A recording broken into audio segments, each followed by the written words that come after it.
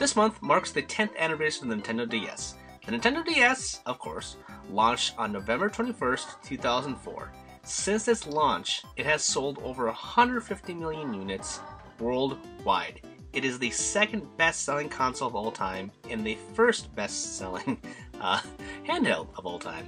Pretty amazing stuff, but you know, with Nintendo leading the way for handheld, it's not that surprising. So let's get into my history with the thing itself. Now, I kind of avoided it. The last thing I actually purchased was a Nintendo Game Boy Color, and it was actually a present for me. Since then, it was a long time before I actually got a portable, which was in 2007 when I picked up a PSP. 1 year later, I also picked up a DS because, yes, you guessed it. Did you? I don't know. Chrono Trigger was released for the Nintendo DS, and I am a huge fan for that game, so there was no way I could wait. I got it on launch day, went to Walmart, picked that up, picked up the new Super Mario Bros., and then a black DS Lite. And I have not regretted it since. I like the PSP fine and dandy, and I will talk about that next year in 2015, because that is also a 10th anniversary. But it was more like a portable console experience, whereas the DS looked like it was going to be a fun thing for all kinds of games, and nothing that would take a lot of my mind to use, if you know what I mean. For example, this thing was a haven for RPGs, something that I could play in the background and also watch something in the background. In college, I actually used the DS quite a bit when I went to the gym. Yes, I went to the gym and then got out of college, and now I'm the way I am right now. Leave me alone. Anyway, I need a gym and a DS, and then I can lose some weight here. But anyway, I used to go to the gym all the time, and I would listen to podcasts, sometimes TV, but I would always bring my DS along, and I would play all kinds of games. Most notably RPGs, because it's, you know, good to grind out the calories in my body as well as experience. You know, tons of games like The World Ends With You. Super cool game from the guy that made Kingdom Hearts. So innovative, using the touch thing the way that he did. Also, there's Final Fantasy Tactics A2, which is of course not as good as the Tactics for the original PlayStation, but it was better than the GBA version. I played my first Dragon Quest, which was Dragon Quest 4, and you know, it was okay. I was like, okay, this is what Dragon Quest is about. But I lost myself to an entire summer when Dragon Quest 9 came out. Me and a buddy, as well as various others at that time, we played the thing for hours and hours, just grinding out everything, maxing out all the stats, going on like super cool treasure hunts.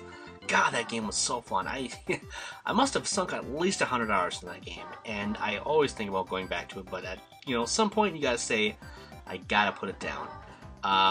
Of course, this was my first time back into Pokemon since Pokemon Gold for, again, the Game Boy Color. I picked up Pokemon Platinum, and I was like, what are all these Pokemon? Holy shit, there are a lot of Pokemon. I have no idea what I'm doing here, at least for Pokemon. Which Pokemons are good? I have no idea. Pokemans? Oh, I felt like a grandma when I bought that. But since I got Platinum, I've been picking them up ever since. They're just, you know, good RPGs. Very easy, super cool to get into, just because you can save anywhere, and that makes them super portable. Of course, Final Fantasy III, I played that because that was the first time that game came to the United States. This is the original Final Fantasy III. I'm talking about the NES version. And it was, you know, it was okay. It was very old school, very kind of, I wouldn't say generic, that's kind of a bad word, but it was just kind of, you know, archaic in some ways, you know. Going back to Mario, though, that was actually the first Mario game that I bought since the Super Nintendo. Again, going back to a very old console.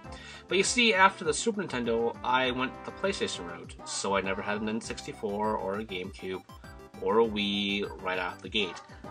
So I kind of, you know, dabbled with Mario 64 and all the other console Mario games, but I never really beat them, and I never played them that much.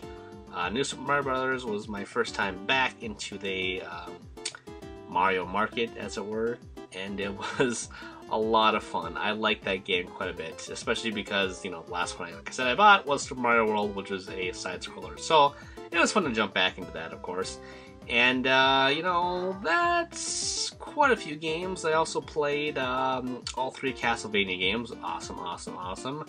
You know what? I also got introduced to this weird little thing called adventure games and light novels, which was Phoenix Wright. I never knew that reading / playing a game could be so fun. I love Phoenix Wright so much. Same thing with Professor Layton, though not that much, because I am terrible at puzzle games and math games, so it's kind of hard. But the one last thing I want to share is very, very important to me. Because without the DS, I might not be doing these videos or writing an examiner. Because I got the job after I played Radiant Historia, and I decided to write an article about timelines and how you can alter timelines of video games. That being said, Radiant Historia and Tactics Ogre came out around the same time, and they both use very similar ways to manipulate time in order to like go back and change things. I wrote an article about that as a kind of demo for Examiner, and I got the job. So in a weird way, I gotta thank the developers of Tactics Ogre and Radiant Historia, as well as the DS and of course the PSP. So yeah, I am so jealous. If someone hasn't bought a DS, of course if you buy a 3DS you can use all the games, so it's backwards compatible. But if you haven't bought a 3DS or a DS, you gotta get it. It is so good. If you like platformers, it has quite a few of those. The light novels is good for any kind of sex or age. And if you're an RPG person, it's just one of the best RPG consoles of all time. Just the remakes themselves, you want to like get updates on some of your favorites. You gotta try some of these things. The World Ends With You and Dragon Quest IX and Radiant Historia are some of my favorites. They are so, so good. And I really cannot recommend getting a DS enough. I'm so jealous of someone that can pick up a DS Lite or whatever and have this entire back catalog of stuff to do. It is a rare treat in order to go back, and something that I've been able to do quite a few times because, like I said, I didn't get the Nintendo consoles at the time, so you know, every once in a while I'll pop in a GameCube game or a Nintendo 64 game and kind of experience that for the first time. And it's pretty cool. So I envy those that can do that with the DS. But, you know, to those with the DS or 3DS, whatever, pop up at some of those old DS games and, you know, try them for the second, third time, whatever time. And, you know, celebrate this 10th anniversary with me all month long for November.